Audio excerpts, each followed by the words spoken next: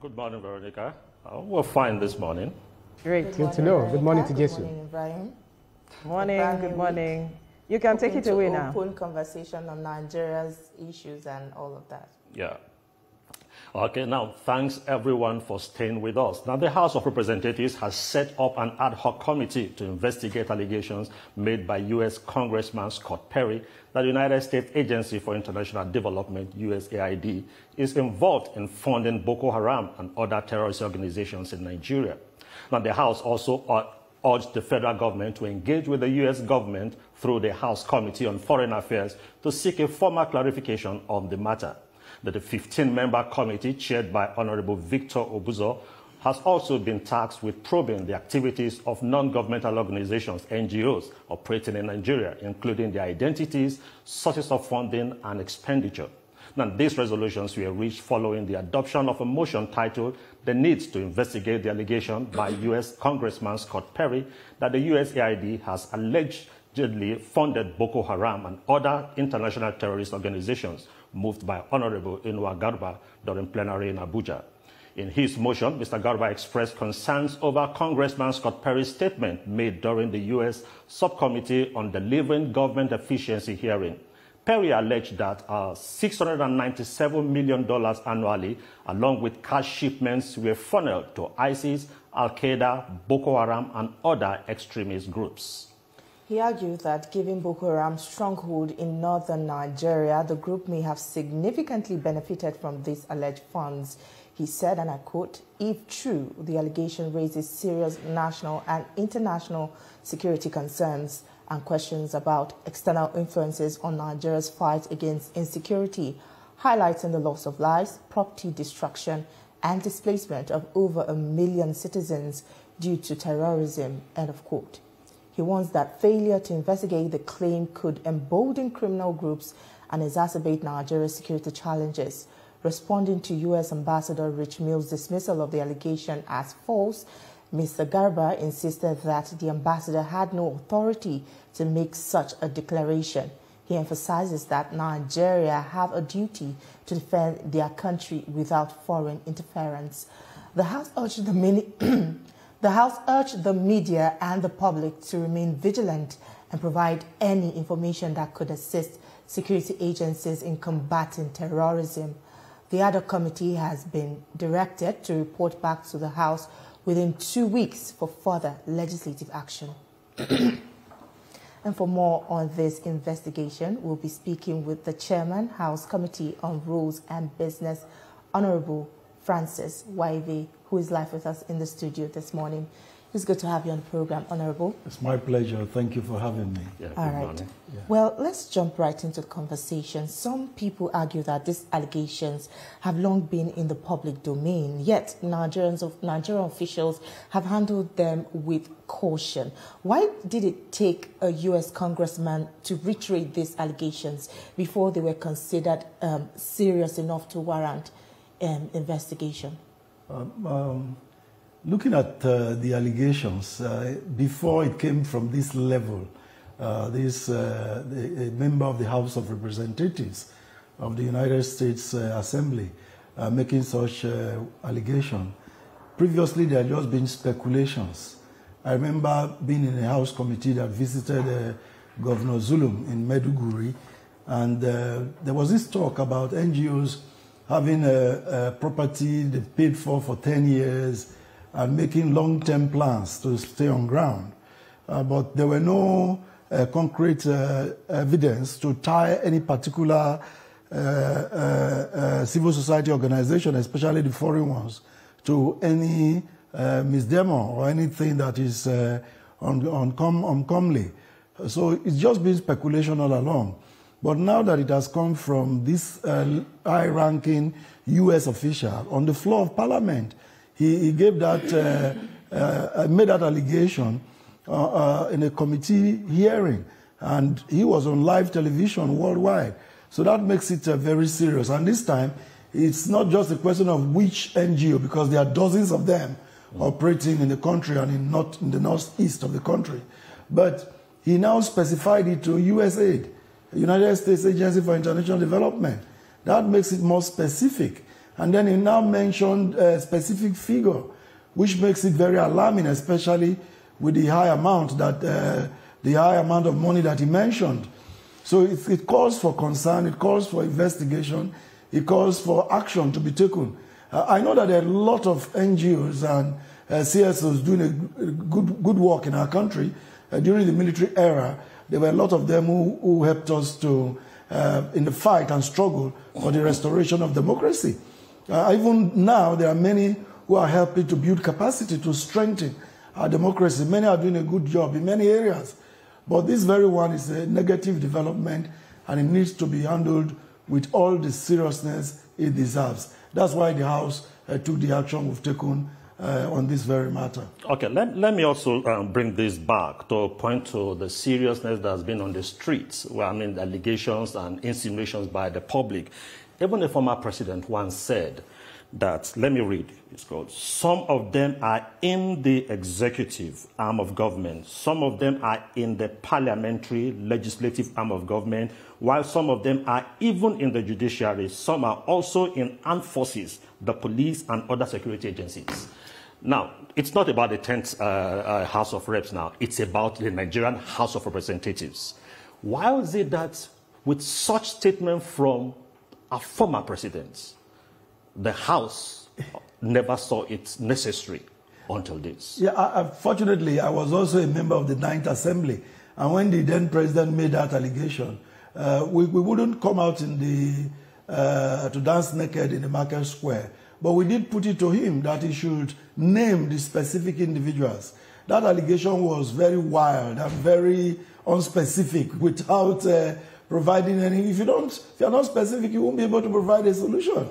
So for many of us, the buck stops at his table, and since the thing was escalating and nothing was happening, perhaps he was looking for an excuse. Compare and contrast that with what we have today in the country. Since the current president came in, the insecurity is going down. This is visible to all. I'm not saying it's perfectly okay right now. In fact, the issues of insecurity are worldwide. But if you notice, between the last and the present, you find that it has dropped significantly. So it is not a question of just making wild allegations. It's a question of making concrete efforts, taking concrete actions that will solve the problem. So that allegation was too wild, and we did ask that he should specify the individuals. If any member of the House of Reps in that 9th Assembly had been mentioned, I'm sure he would have faced the Ethics and Privileges Committee, and Nigerians would have known the result of it. But that was so wild. Members of the executive in an executive where you are chair, man, you have the authority to grave allegations, is that not? And grave allegations, but it was too, not specific, too wild. It was more of an excuse rather than an allegation as far as I'm concerned. And that's why in the 9th Assembly, when we took that stand, there was no response, and we left it at that. We were expecting that it was going to be specific, and then we would have taken it up. This present one is very specific. Boko Haram, USAID, very specific, $600 million, specific. So now we can take it up. Well, thankfully, the House of Representatives has established a committee to investigate the allegations. If found true, what recommendations can Nigerians expect, and what measures or sanctions will be taken against culpable countries, individuals, and organizations? I will not preempt the work that the ad hoc committee, being led by my dear brother and colleague, Honorable Victor Ibuzo, what they are doing. I'm not going to preempt them. But I can assure Nigerians that we are taking this very seriously. And it's an investigative hearing, so it will be public. It will be televised. People will be able to watch the proceedings. And the results would also be shown publicly. As Chairman Rules and Business, it will be my duty to list it on the paper when the report is ready for laying. And I'm excitedly looking forward to that. And thereafter, we shall list it for a committee of the whole discussion on the floor of the House. So Nigerians can look forward to a thorough investigation by the House, because we want these matters of insecurity to come to an end. It affects every one of us in Nigeria. Insecurity is the cause of the inflation we go through, is the cause of most of the problems we are going through in the country. So once we can get it right, then we can move forward as a country. I believe that this is one of the bottom-up approach. We are getting to the eye of the needle by this investigation. And I'm sure we are going to get results for our country. And it's my privilege that we are going to all be part of that. Now let me also still come back to this. Probably a lot of doubts on the streets. Maybe you will help us clear some of those doubts. The fact is that people say that, will the House really get at anything about this? Probably it's just a media stuff. Will they get to the root of it? Because help us to understand, how do you intend going about this? Is it that you're going to invite the intelligence community in the U.S. to come help give information? How do you intend to go about finding a solution, detail about this? Like I said earlier, I'm not going to go into the nitty-gritty of what the committee is doing. I'm not going to preempt them on their result. But the Constitution of the Federal Republic of Nigeria, 1999, as amended, gives us wide powers to invite anybody, summon anybody, and to provide evidence in writing, orally, and otherwise. And anyone who fails to heed our summon is liable to be issued a warrant of arrest, and that such a person will go to prison. So all the USAID personnel who are in the country at the moment, they know that they should be expecting our invitation. Everybody who have worked for them and other agencies, because there's a way they also, subcontract.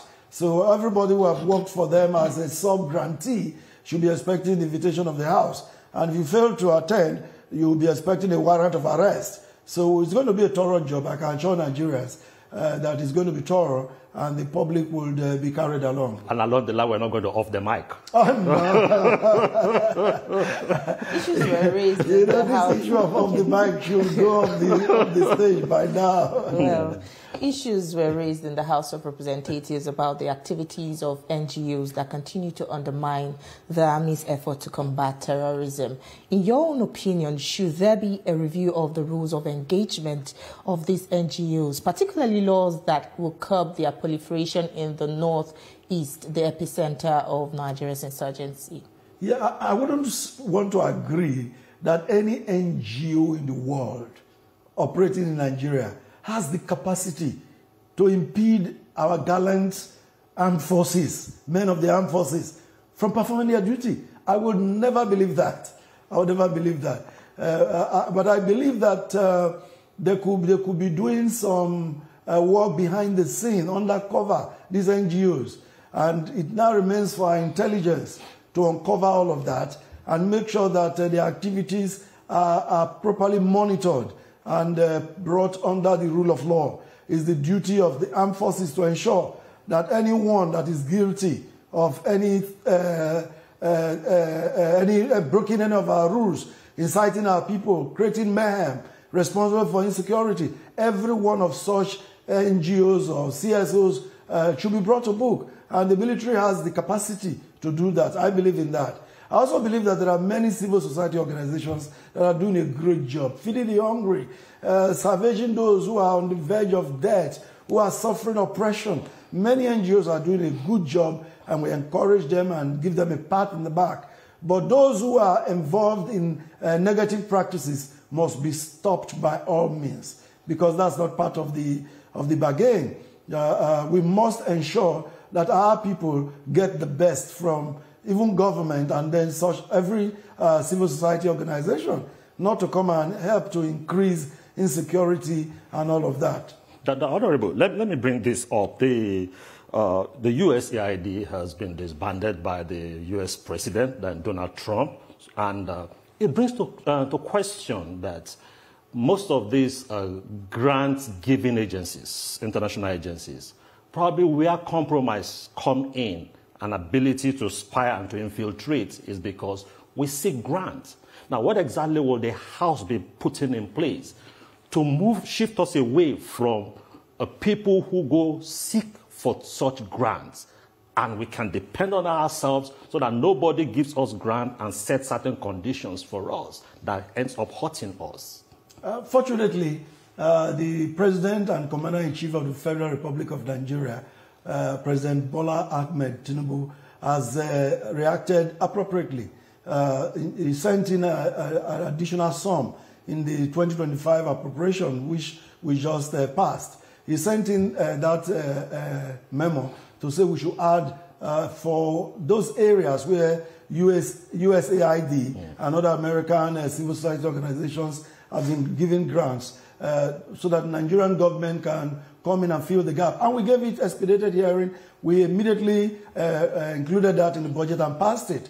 So those, for instance, who are suffering from HIV/AIDS, who are worrying that they will not be getting their antiretroviral drugs, with the action that President Trump has taken, they can be rest assured that our country, our president, is up to the task and he has made budgetary provisions for that. And what we can do as parliamentarians is to give appropriation to that request of Mr. President. And we have done that. And we will continue to do that whenever the executive sends us such request. And wherever we even notice such, we could even come by way of private member bill or motion to call the attention of the executive and to ask that something be done. So Nigerians can be assured that those areas that will be affected by what President Trump has done will not grossly affect our people, the common people who bear the brunt of the suffering. People who might be directly affected are Nigerians who are employed by such organizations. But I do know that many of such Nigerians have had their capacity built. So we're going to have a growth of local NGOs where Nigerians will take charge. And we're going to see things done differently for the benefit of our countrymen. Well, we've seen a steady increase in the military's budget annually, but despite this, it seems insufficient, and national security threats continue to evolve. What would be considered an adequate allocation for the armed forces to procure necessary military hardware, train soldiers, and properly equip them to effectively counter terrorism? I would say that no amount of money is too much to allocate to the armed forces to save us from this problem of insecurity. No amount of money is too much. So the more we can give to them, the better. But then we must also know that what you look at as increasing cost could be because of the fact that almost everything we need in terms of armament for the armed forces is imported. And you pay US dollars. And you know the exchange rate today. In the 9th Assembly, I recall, it was less than 600 naira a dollar. But today we're talking about 1,500.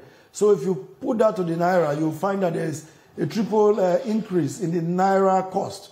In dollar terms, there might not be any increase. But whatever happens, I'm glad that our country is giving this the attention it deserves. But I want to disagree with you when you say that there is no improvement. There is serious improvement, very serious improvement. Our work as legislators take us around the country on oversight duties. And we find that when we go to the Northeast and some other parts of the country, we can see the marked difference. Even if you look at newspaper reports, you will find that there's already a change in the narrative. In the Northwest, where there seemed to be an upsurge sometime early last year, you will notice that it's also gradually dropping. So the money that we are putting in there is paying off. So I think we should continue to do that, and we'll get to the point where this will be a thing of the past. But remember that across the country, even in the developed world, in the US, Germany, in France, and then other middle-income countries, you find that security is not what it used to be previously. 30 years ago when I started flying, I would go into an airplane without all the rigor we go through today. You know, I could take most of the things I can't take in now. I can take them on board an aircraft. But today I cannot. And it's not just in Nigeria, it's all over the world, because insecurity is now a new definition. There was a time in England where you can stop a criminal in the name of the Queen, stop there. And he will stop immediately. But today, if you're a British policeman and you say in the name of the King or King Charles, stop there, that guy will not stop. In fact, he would open fire on you, maybe. So these days, the British police are now armed. So that is the development around the world. Insecurity, criminality, the definition has changed all over the world. Can we also look at this narrative closely tied to the operations of insurgency in the north? It's the solid mineral wealth. because you have a colleague of yours in the Red Chamber did say that made some allegations how ex-military officers and certain individuals move into that place to cut away some wealth. Is there a legislation that can be put in place that will help regulate that area and reduce this? Let me begin by saying that all over Africa, wherever you find solid mineral, there's always some form of conflict. I think the process of mining, perhaps excluding South Africa proper, South Africa, there's still that issue in countries of the south of Africa. But you find that everywhere there's solid mineral, copper, gold, you name it, zinc, there's this insurgency. Those who mine them seem to create an atmosphere of chaos so that they can steal these natural resources from our people. And so it's not different in our country. What you referred to as the speech by that distinguished senator, I'm not in a position to dispute what he has said. It is in the place of the armed forces of our country to ensure that that does not happen in our country. So wherever there's solid mineral deposits in our country, there must be security architectures must be upped from what it is right now. I must also say that existing legislation are enough. Legislations that are in place in our country are enough. Our problem in this country is not the absence of law. It is the enforcement of law. It is the obedience to these laws. That's the difference. Otherwise, we have enough laws. The other day, I traveled, and a friend of mine, his wife, came to pick me at the airport with their new baby. I haven't seen the baby. So as we're leaving the airport, I picked up the baby, and I was just, playing with the baby. And before you know it, a policeman had stopped us. That you can't hold the baby without the baby being strapped in a seat, and parked us there. Yeah. I had to bring out my diplomatic passport and say, oh, let me go. But you see how they enforce the law. And because they enforce the law, you don't break it. Yeah. So I had to strap the baby. And till we got home, I never touched that baby anymore. But in our country, nobody would enforce laws like that. And then there are people who are above the law. And these are the problems in our nation. The laws must be enforced and must be obeyed. Once we can get the issue of lawlessness solved in this nation, I tell you, there will be no country as great as Nigeria. I tell you. Very quickly, before we let you go, you made an appeal to the president on the last time you were here. Can you give us an update on that matter? Yes. Has he responded to you? Yes. The last time I was here, the governing councils of the federal higher institutions had been released. The list was changed once or twice. And Delta State, where I come from, happened to have been shortchanged with the final list. I had to cry out. I wrote the Minister of Education, wrote the Secretary to the Government of the Federation, wrote Mr. President, and then I happened to be on a breakfast show with you. So I also raised it up here. And I want to thank the President of the Federal Republic. We have a very good man, a listening president, President Bola Ahmed Tinubu. He has done so well. Delta State now has our fair share on the basis of equality of states in the boards and of the governing councils of tertiary institutions in the country. And I want to thank Mr. President for that. But like with a twist, I'm going to ask him to remember how to do federal It's good to know that TVC Breakfast two times now they've given APC the seat. On your appeal. So you should give us more. we are glad to know that we made a significant impact in your appeal. TVC. Well, thank you so much for your time with us on the program this morning. That's why we have to leave our conversation. Thank you. Well, that's it from us here in Abuja. It's back to you in Lagos, Veronica and Ibrahim.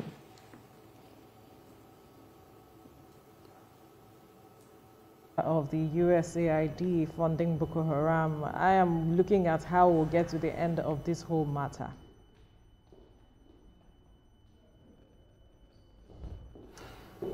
All right. It seems that Can you hear me, Ashamomo? Can you hear me, Tijesu? We can hear you. Yes, I said exactly how they get to the end of it is one thing we're waiting to see. interesting because there's so much controversy regarding this. Although there are those who say there is no smoke without a fire. And we're looking at how the Senate will come and investigate the matter. I don't know why there are hindrances to the investigation. Has it begun? What are they doing really? Well, the last update we have on that is that the Senate is going to have a closed-door session with heads of security agencies. So we'll just keep an eye on that as it unfolds, probably this week. When they sit tomorrow, which is the first day of plenary, we hope to see if talking about closed chiefs will be invited for that conversation. Talking about closed-door session, a lot of people have been reacting to that this was an issue that took lives of more than 30,000 people since 2009 when Boko Haram was, established in Nigeria. Just to use the word established in Nigeria, at the time, and that why should that session be done in a closed door? Exactly. So it should be an open conversation. Well, there are those who have said it's a sensitive issue. That's why it's been done in the closed door session. Or to close the door on the session. Well, don't confuse me. Exactly. Anyway. And we hope that the closed door session will not mean like they usually say, off the mic and off the mic. Right. I like that aspect. Thank you. No, there will be no mic inside the session. Thank you, Eshomomo. We need to move forward now. Okay. Thank you. All right, it's time now for trending now with Olamide Odekunle. Olamide.